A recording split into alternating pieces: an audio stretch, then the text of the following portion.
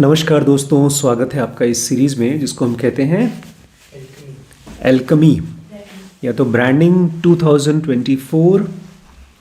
मैं सोच रहा था इसके बारे में पिछले 4-6 महीने पहले मुझे ब्रांडिंग स्टडी करनी है।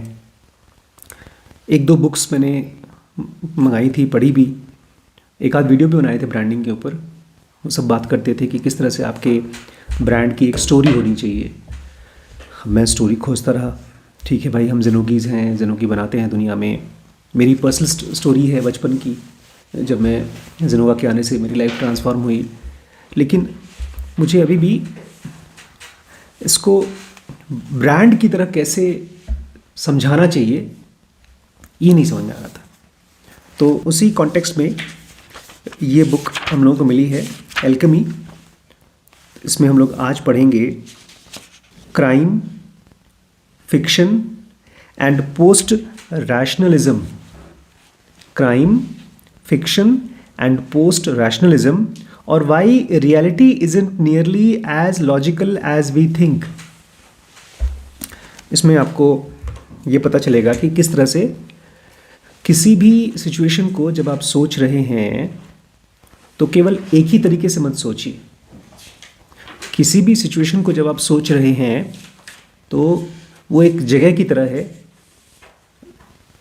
लेकिन और उस जगह पे पहुंचने के एक रास्ता नहीं, मल्टीपल रास्ते हो सकते हैं। ऐसे ही जब आप अपने ब्रांड के बारे में सोच रहे हैं या अपने प्रोजेक्ट के बारे में या बिजनेस के बारे में, तो केवल एक ही तरीके से मत सोचिए।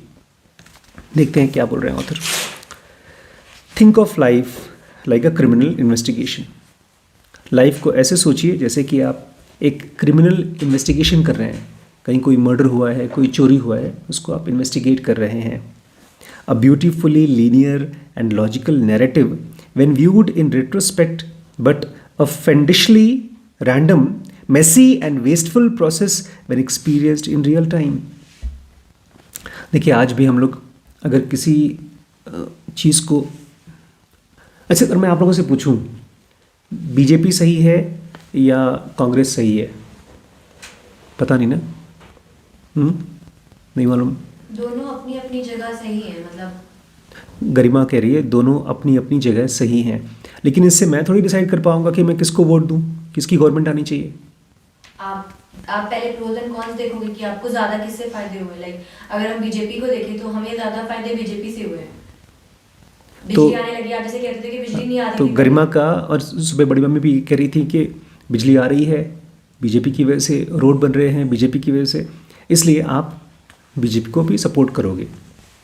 लेकिन जब आप इस तरह के न्यूज़ सुनते हो कि बीजेपी ने बहुत बड़ा स्कैंडल किया लोगों से और डिक्टेटर्स की तरह बिहेव कर रहे हैं, ईडी का रेड डलवा रहे हैं लोगों के ऊपर, तो सही होते हैं कि गलत होते हैं? गलत होते हैं। लेकिन कैसे पता चलेगा कि ये न्यूज़ असली है कि नकली है, कौन सही है कौन गलत है? अभी भी गरिमा ना एक मोड में है जो मैं चाहता हूँ उसमें से निकल के आए, जो ये चैप्टर चाहता है कि आप इसमें से निकल के आए, और वो मोड ऑटोमेटिक है। जब कोई चीज़ हो जाती है, जैसे आज कई साल बीत गए हैं हिटलर को, वो गलत था हम सब जानते हैं, लेकिन जिस समय हिटलर था उस समय लोगों को नहीं पता था। कोई भी क्रिमिनल इन्वेस्टिगेशन होता है, वो रेट्रोस्पेक्ट में जब आप देखते हैं तब आप उसको कह सकते हैं beautifully linear and logical narrative, कि रावण ने देखा सीता मैया को हरण किया, गलत किया, उसके भाई ने उसको समझाया, नहीं वापस किया सीता को, तो राम आए उनके ऊपर अटैक किया और सीता को छुड़ाया। अब एक ये ब्यूटीफुली लीनियर लॉजिकल नैरेटिव है। इस कहानी में हमको पता है कि रावण विलेन है, राम हीरो हैं, लेकिन ये रेट्रोस्पेक्ट में है। इसी समय जब कोई चीज़ हो रही है तो वो क्लियर नहीं होता। But a fiendishly random, messy, wasteful process when experienced in real time. जब कोई क्रिमिनल इन्वेस्टिगेशन हो रहा है, जब आप जानना चाहते हैं कि कोई एक्सीडेंट हुआ है तो क्यों हुआ है, वो कैसा होता है? Fiendishly random. मतलब इतना रैंडम कि आप कुछ लिंक जोड़ ही नहीं सकते। जो पिछली कहानी थी, रावण आया, सीता माँ को हरण किया, तब जाके राम ने अटैक किया। ये सब लीनियर स्टोरी है, एक के बाद एक फिल्म में आपको पता है कि पहले एक किया आया, फिर दूसरा आया, फिर तीसरा आया। लेकिन जब क्रिमिनल इन्वेस्टिगेशन हो रहा है, आपको नहीं पता कौन विलेन है कौन हीरो, तब आप कोई इवेंट कनेक्ट नहीं कर पाते। अरे ये खिड़की खुद टूटी हुई है, चोर आया था हमारे घर में, चोरी हुई थी बम्बई में एक बार। चोर ने टीवी नहीं ले गया, वीसीआर नहीं ले गया, आटा खोल खोल करके फेंक करके आटा खोल करके फेंका हुआ था। ये लिटरली सच हमारे यहाँ बम्बई में हुआ था। आपको समझ में नहीं आता क्यों हुआ था, आज तक वो गुच्ची खुली नहीं क्यों हुआ था चोरी। चोर महंगे महंगे आइटम कोई ले ही नहीं गया। उस जमाने में टीवी और ये सब चीज़ें महंगे आइटम होते थे। क्या गया? कुछ नहीं लेकर गया, आटा केवल फैला हुआ था, बता रहे। आटा फैला हुआ था और कुछ सामान टूटे फूटे थे बस। हम लोग का बाद में गेस है कि हमारे एक रिलेटिव ने हमारे घर में नुकसान करने के लिए ये सब किया था, बस गेस ही है। आज तक वो गुत्थी लीनियरली ब्यूटीफुल नैरेटिव में नहीं आ पाई है।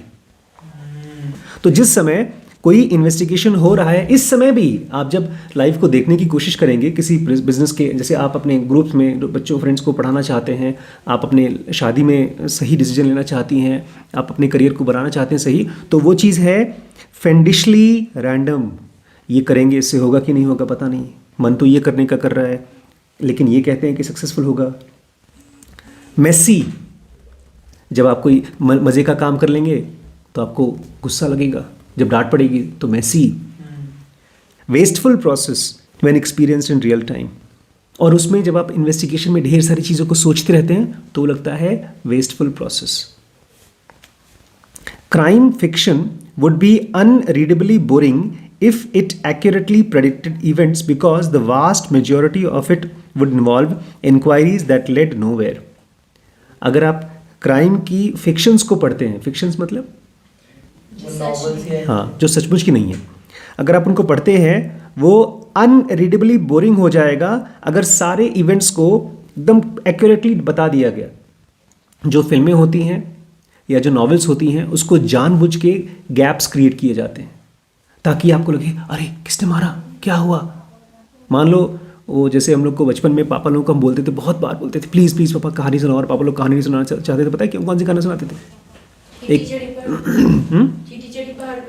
ऐसे ही कुछ, एक था राजा एक थी रानी, दोनों मर गए, खत्म कहानी। और ये क्या कहानी है, लेकिन यही तो होता है। एक आदमी होता है, वो कमाता कमाता है, अमीर बन जाता है, उसकी शादी हो जाती है, फिर उसके बच्चे होते हैं, फिर वो मर जाता है बुढ़ा होकर, बात खत्म हो गई। तो कह रहे हैं क्राइम की स्टोरीज फिक्शन आप पढ़ नहीं पाएंगे, बोर हो जाएंगे अगर सब कुछ एक्यूरेटली डिपेक्टेड इवेंट्स की तरह बताया गया, because the vast majority of it would involve inquiry that led to nowhere. उसमें आप पढ़ेंगे, आप बोलेंगे अच्छा ठीक है ये आदमी ने ये किया था, लेकिन क्यों किया था, ये इसलिए किया था, आप बोर हो जाएंगे। And that's how it is supposed to be. A single worst thing that can happen in criminal investigation is for everyone involved to become fixated on the same theory, because one false assumption shared by everyone can undermine entire investigation.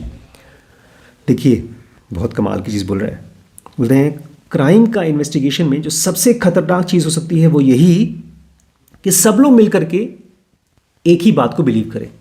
मान लो इस घर में चोरी हो गया, मेरे घर में एक बार हुआ था चोरी, मेरे बैग में हुआ था।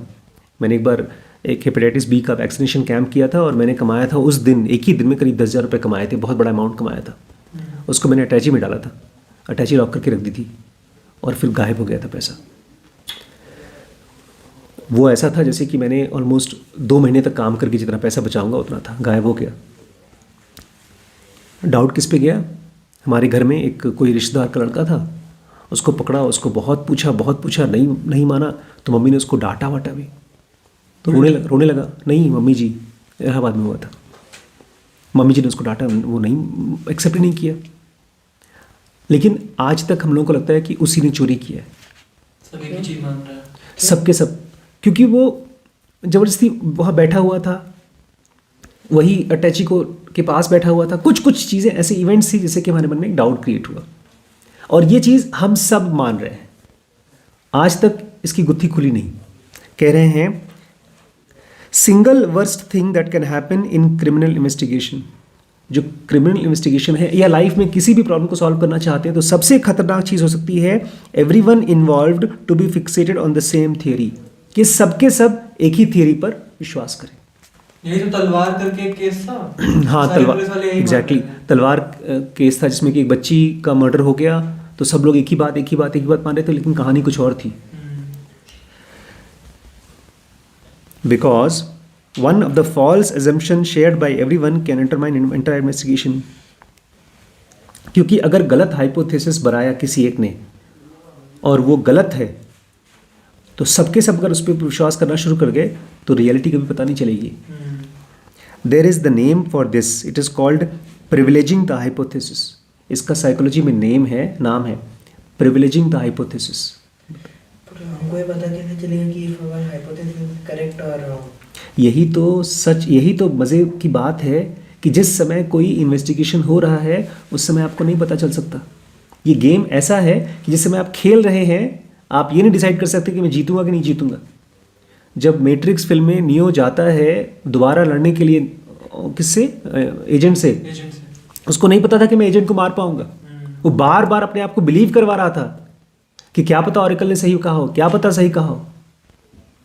यही तो सबसे पहला सेंटेंस ये था कि अगर आप किसी घटना को रेट्रोस्पेक्ट में देखोगे तब कहोगे यार बहुत अच्छी चीज़ हुई, ये हुआ था फिर इसके बाद ये हुआ था। लेकिन जिस समय हो रहा है उस समय प्लीज़ मत डिसाइड करिए ये चीज़।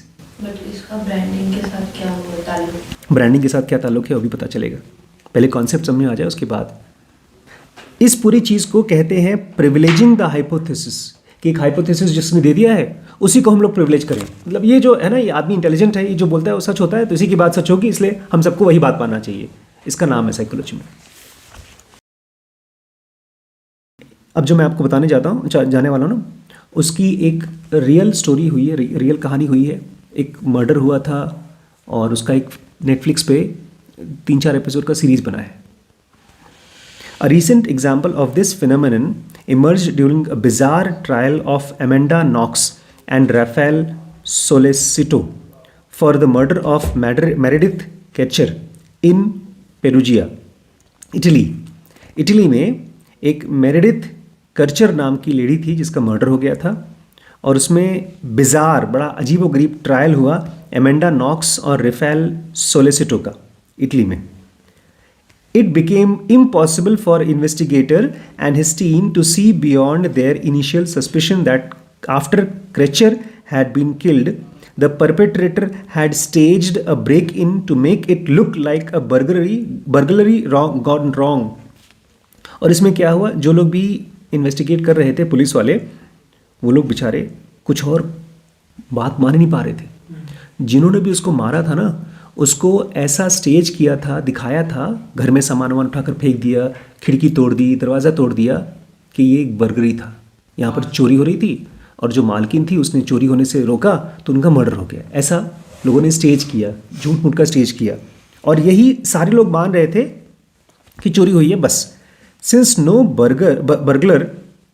burglar from outside would need to stage a break-in, their only conclusion was that the staging took place to divert attention from other flatmates to disguise the fact that it was inside job. Since no burglar from outside would need to stage in a break-in. अब कोई आदमी अगर बाहर से आएगा, चोर आएगा, तो वो बाहर से आएगा तो अपने आप में पता चल जाएगा, पैरों के निशान होंगे, खिड़की तोड़ेगा, दरवाज़ा तोड़ेगा, कुछ तो स्ट्रगल के निशान होंगे, उनको फेक करने की ज़रूरत नहीं पड़ेगी। लेकिन इसमें फेक किया गया था। वो कैसे पता चला फेक किया? देखिए बता रहे हैं। और फेक क्यों किया गया था उसकी भी वजह है। मतलब इसमें एक शीशा टूटा था, और जो शीशा टूटा था तो शीशे के बाहर से कोई पैरों के निशान नहीं थे। जैसे अगर मैं बाहर से आऊँ तो पहले बाहर मेरे पैरों के निशान होंगे, फिर मैं शीशा तोड़ूंगा, फिर अंदर आऊँगा, लेकिन उसमें बाहर कोई पैरों के निशान नहीं थे। घर में ही हो रहा था, घर में सब कुछ हो रहा था, अंदर का ही काम था। Unfortunately the initial suspicion was incorrect. बदकिस्मती से जो इनिशियल सस्पिशन थी कि बाहर से कोई आया है, उसने चोरी की है, ये गलत था। अंदर के किसी आदमी ने काम किया था। I sympathize a little with their attachment to the theory. After all, the break-in did at first glance look as though it might have been faked. There was some broken glass outside, जो मैंने बताया आप लोगों को, But the theory of inside job staged to look like a botched burglary was so doggedly held that all subsequent contradictory evidence was either suppressed or not shared with the press, and the result was nonsense. उस पूरी आप series को अगर देखेंगे ना तो आप देखेंगे पूरा हल्ला मच गया है। पुलिस की बड़ी परेशानी है और अच्छा ही ये परेशानी भी है। जब भी वो कोई हाई प्रोफाइल केस को इन्वेस्टिगेट करते हैं ना तो उनको अखबार को बताना पड़ता है। अब जब वो खुद ही क्लियर नहीं है तो क्या बताएं। और जब शुरू में उनको लगा कि नहीं चोरी हुई है, वो बता दिया, फिर से अपनी थियरी को कैसे काटें, तो बेचारे खुद कंफ्यूज थे। The break in did look rather absurd at first glance. तो जो भी लोग देख रहे थे कि शीशा टूटा है, शुरू में तो एकदम एब्सर्ड लग रहा था।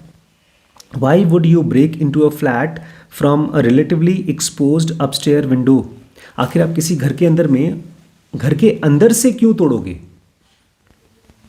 लेकिन ये चीज़ इन लोगों का पॉइंट आउट हुई, ये किसी एक बंदी थी जो इस थियरी के अगेंस्ट में बोल रही थी कि मुझे कुछ गड़बड़ लग रहा है, सारी चीज़ें वो उसके दिमाग में फिट नहीं हो रही थी। उसके लिए ये कहानी थी फेंडिशली रैंडम मेसी, वो कंफ्यूज थी और वो जबरदस्ती थियरी को मान करके जल्दी से उसको ख़त्म नहीं करना चाहती थी केस को। Until you realize that the purpose of breaking a window was not to gain access to the house. फिर अचानक से इसको ख्याल आया कि अगर आप किसी घर में खिड़की तोड़ते हो तो खाली घुसने के लिए नहीं तोड़ते हो, उसका और भी पर्पस हो सकता है। Purpose of breaking a window was not to break it in, but to make a hell lot of noise while standing in a place from which an easy escape was possible. आप शीशा तोड़ते हो ताकि आवाज़ create हो और अगर कोई आए तो मैं भाग सकूं। It does help the perpetrator ascertain with some confidence that there was no one around. आप जब शीशा तोड़ते हो तो हम लोग भी, आपने कभी चोरी नहीं की है ना? की है। हाँ, की है। जब मम्मी लोग रहती हैं घर में और चोरी करना होता है तो सबसे पहले हम थोड़ा आवाज़ करते हैं, कुछ सामान उठाएंगे, दरवाज़ा बंद करेंगे, खोलेंगे। अगर उठती नहीं मम्मी, आसपास नहीं है, तब हम लोग अगला स्टेप उठाएंगे किचन में जाने का और काम करने का। तो जो शीशा तोड़ा गया है वो ये पक्का करने के लिए कि आसपास में कोई है नहीं। If you smash a window and nobody intervenes you can fairly be sure no one is going to notice you climbing through the same window 5 minutes later. अगर आपने शीशा तोड़ दिया और वहाँ पर कोई है नहीं, इसका मतलब ये है कि 5 मिनट बाद भी कोई होगा नहीं अगर हम उसी विंडो से वापस जाते हैं, सीढ़ी से वापस जाते हैं। But if a light goes on and the dog starts barking you can simply leg it. और वहीं पर आपने शीशा तोड़ा और कहीं पर कुत्ता भौंकना शुरू कर दिया या आसपास के घरों में लाइट चल गई, इसका मतलब आप बच जाएंगे, फिर आप अपना अगला स्टेप नहीं फॉलो करेंगे। तो खिड़की टूटने का पर्पस क्या था? आप ऐसे देखो लगता है कोई अंदर घुसा है, लेकिन अगर नए तरीके से देखो तो चेक करने के लिए। This example goes to the heart of how we see the world. ये एग्जाम्पल इसलिए बताया गया ताकि हमको ये बता सकें कि कैसे हम दुनिया को देखते हैं। Do we look at things from single perspective, क्या हम चीज़ों को केवल एक परस्पेक्टिव से देखते हैं? Where do one thing to achieve another, और do we accept the complex things are rather different. हम ये मानते हैं कि नहीं यार सब कुछ सिंपल है, ईजी है, एक्सप्लेनेबल है, आप ये मानते हैं, या आप ये मानते हैं complex things are rather different, जो मुश्किल चीज़ें हैं उसको आप इतनी आसानी से समझ नहीं सकते। In a designed system such as a machine one thing does serve a narrow purpose. अगर आप किसी मशीन को खोलते हैं, मोबाइल को खोलते हैं, कार को खोलते हैं, वो सब डिज़ाइंड सिस्टम है। अगर मैं इंजन में वो चाबी डालूं और ऑन करूं तो उसका पर्पस, एक क्लियर पर्पस है कि इग्निशन होना चाहिए, गाड़ी ऑन होनी चाहिए, ये डिज़ाइन सिस्टम में। बट इन एन इवॉल्व्ड और कॉम्प्लेक्स सिस्टम, लेकिन एक इवॉल्व्ड सिस्टम में या एक कॉम्प्लेक्स सिस्टम में और a human behaviour, things that have multiple uses depending on the context within which they are viewed. हम इंसानों में ना एक चीज़ करने से दूसरा चीज़ होगा ये पक्का नहीं है। इसीलिए ब्रांडिंग में आप केवल लॉजिकल चीज़ों को मत सोचो, कभी कभी इलॉजिकल चीज़ों को भी ट्राई करो। मर्डर में सबसे लॉजिकल चीज़ ये थी कि सही है। चोरी किया, चोरी करने आया था इसलिए मार डाला। ह्यूमन माउथ, अभी बहुत कमाल की चीज़ है कि human mouth allows you to eat. हमारा इंसान का मुंह क्या करता है? खाना खाने के लिए अलाउ करता है। But if your nose is blocked, लेकिन आपका नाक बंद है, तो क्या करेगा मुंह? सांस लेगा। सांस लिया आपने, मुंह से ही सांस लिया। तो एक ही मुंह केवल एक काम के लिए नहीं, दो काम के लिए भी है। अगर एक कॉम्प्लेक्स सिस्टम, एक सिंपल सिस्टम होता कार की तरह, सिंपल मुंह खोला, बैटरी डाली, चार्जिंग। ये प्लग कौन सा है? चार्जिंग का। इसमें से आवाज़ नहीं आएगी, आवाज़ इसमें से आएगी या मुंह से आएगी? नहीं, इसमें तो आवाज़ भी आती है। खैर, मशीन की बात कर रहा हूँ। एक कॉम्प्लेक्स सिस्टम में एक ही चीज़ के मल्टीपल सिनेरियोज हो सकते हैं। एक कॉम्प्लेक्स चीज के, एक कॉम्प्लेक्स सिस्टम में, कॉम्प्लेक्स चीज़ में, एक ह्यूमन बिहेवियर में, in a similar way, it seems illogical to break into a building using the noisiest means possible until you understand the context in which the offender is operating it. अब जैसे हमने example देखा कि किसी के घर में अगर आप चोरी करने जाओगे तो दरवाज़ा तोड़ करके सबसे नॉइजी तरीके से क्यों जाओगे? तो वो नॉइज क्रिएट करने के लिए जा रहे हो। It is not appropriate to bring the same habits of thought that we use to deal with things that have been consciously designed to understand the complex evolved system with second order consideration. The problem with Marxism is that it makes too much sense. Last point. देखिए, जब भी हम किसी की बात को सुने तो जो हमारा माइंड कहता है कि यार यही है, यही होगा, वो है सिंपल लॉजिकल थिंकिंग। अगर ऐसा होता, दुनिया में कॉम्प्लेक्स चीज़ें इतनी आसानी से समझी जाती और उनका असर हम प्रेडिक्ट कर सकते, तो हम सब बहुत सक्सेसफुल हो चुके होते। आज दुनिया में केवल एक इलॉन मस्क क्यों है, या बहुत कम सक्सेसफुल लोग क्यों हैं, जीनियसेस कम क्यों हैं? बिकॉज हम रहते हैं एक कॉम्प्लेक्स दुनिया में। इस चैप्टर का नाम था पोस्ट रैशनलिज्म, मतलब कोई चीज हो जाए उसके बाद हमारा माइंड यही कहता है, अरे हम कह रहे ना उसका ये रीजन था। अगर किसी घटना को हम एक्सप्लेन कर दें बाद में कि ये इसलिए हुआ, आप दुनिया के सबसे महामूर्ख इंसान हैं। इसका एक और ऊपर से जस्टिफिकेशन देना उसके लिए। ये हमारे ढेर सारे बाइसेस यही हैं।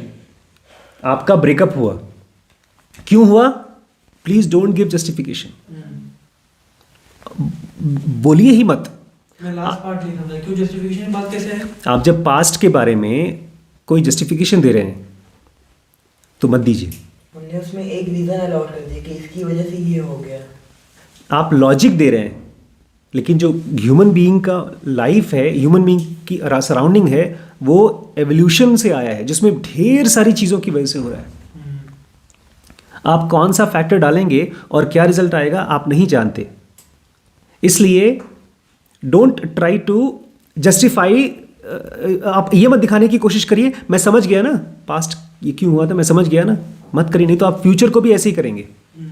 और आप हमेशा या तो डर जाएंगे क्योंकि आप जानते हैं कि मैं ये वाला एफर्ट डालूंगा रिजल्ट नहीं आएगा, या आप बहुत ज़्यादा भरोसे के साथ में कोई ऐसा काम कर देंगे जिसका ब्लंडर हो जाएगा। देखो, आज की जो वीडियो है इसका एक सिंपल सा जिस्ट है, समरी है कि किसी सिचुएशन को केवल एक तरीके से मत सोचो, मल्टीपल तरीके से सोचो। अभी एक्टिविटीज़ आएंगी, बहुत सी कंपनीज के बारे में बताएंगे क्या क्या कर रहे हैं क्या नहीं कर रहे हैं, क्योंकि लाइफ जो है वो एक अननोन चीज़ है। कृष्णमूर्ति जैसे लोग बहुत समझदार हैं जब वो कहते हैं you need freedom from the known. Known मतलब जो भी आपका थॉट कह रहा है। हमारा माइंड जो बोर भी होता है वो इसलिए होता है बिकॉज वो फटाफट चीज़ों को प्रेडिक्ट कर देगा और बैठ जाता है, वो इन्वेस्टिगेट करना ही नहीं चाहता। इसीलिए उसको नई नई चीज़ें मिलती ही नहीं है और इसीलिए उसको सक्सेस नहीं मिलती हैं। और अचानक से कोई आदमी जो एक बच्चे की तरह है, बहुत क्यूरियस है, वो अपने आप को ऐसा बताता है, बच्चे अपने आप को बताते हैं मैं नहीं जानता।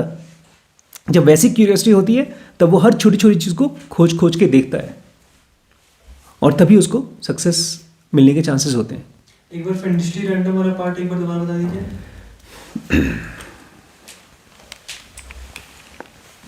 ऑथर कह रहे हैं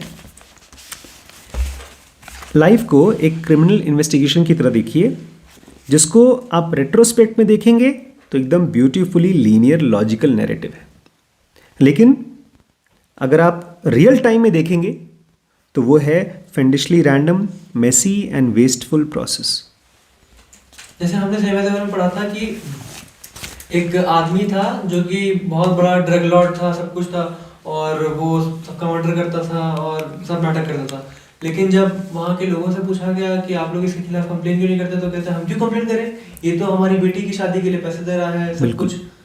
तो अगर मैं रेट्रोस्पेक्ट में देख रहा हूँ तो मुझे लगेगा क्या लगेगा फिर इसमें? देखिए, नहीं समझ नहीं बना। मैं बताता हूँ एक छोटी सी चीज़। कल रात को मैंने एक वीडियो देखा ध्रुव राठी का। इनफैक्ट कल रात को नहीं देखा मैंने, ऑलमोस्ट एक हफ्ते पहले देखा, अभी रिसेंटली जब आया था।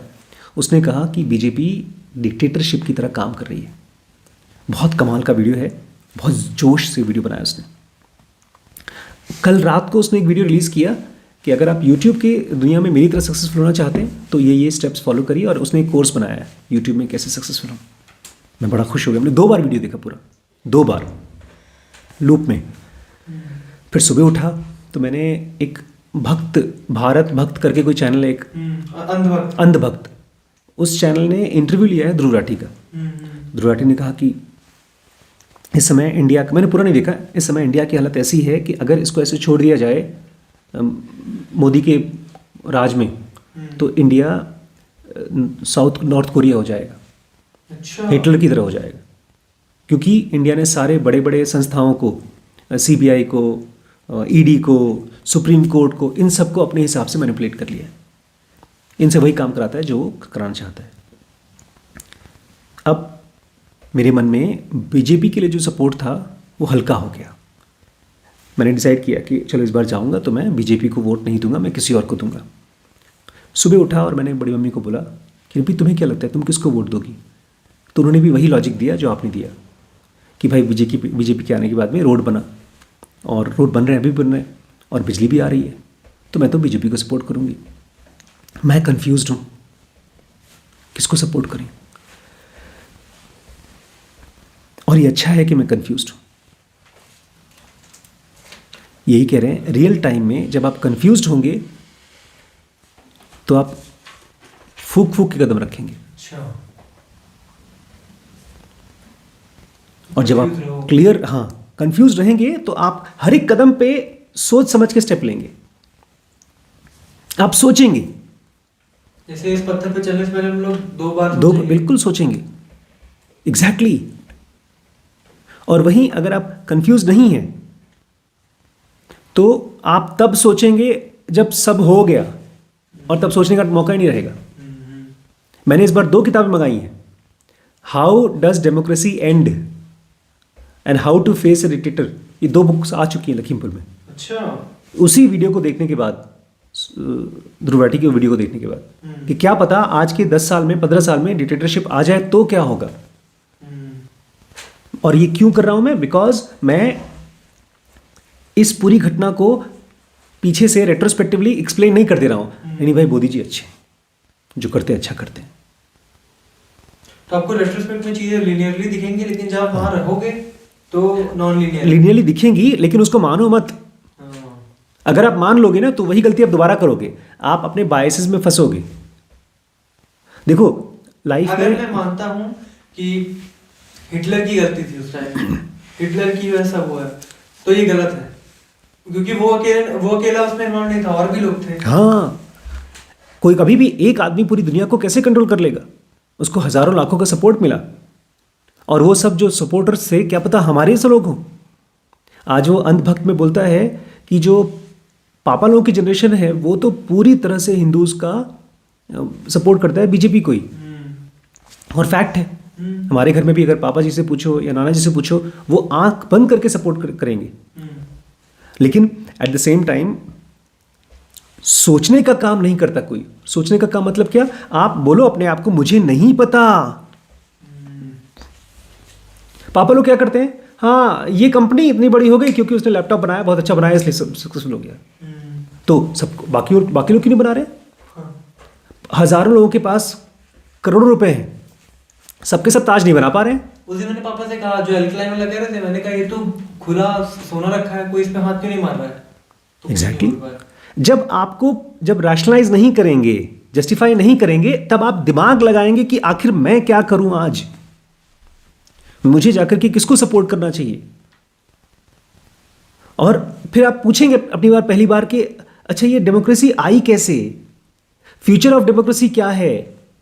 You will first time know these things first hand. जिन लोगों ने भी पहली बार देश के लिए आज़ादी लड़ी होगी, जिन्होंने भी संविधान लिखा होगा, उन्होंने क्या सोचकर लिखा, क्योंकि इंडिया का संविधान बहुत अलग है यूएस के संविधान से।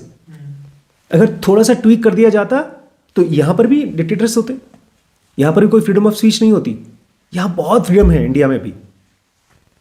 तो मेरा पॉइंट ये है, don't try to explain the past like oldies, कि ये इसलिए हुआ क्योंकि हुआ, वो खाली आपको रेट्रोस्पेक्ट में लगेगा। ठीक है, चलिए आज हम लोग वीडियो यही खत्म करते हैं और खाना खाने जाते हैं। खाना आ चुका है। नमस्कार।